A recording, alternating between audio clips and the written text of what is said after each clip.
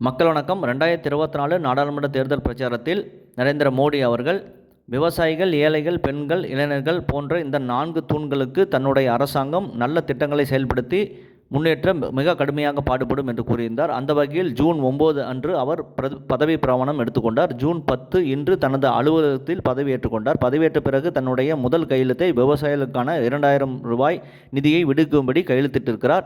9 கோடி விவசாயிகள் பயன்பெறுகிறார்கள். அதனுடைய மதிப்பு 20,000 கோடி என்பது குறிப்பிடத்தக்கது.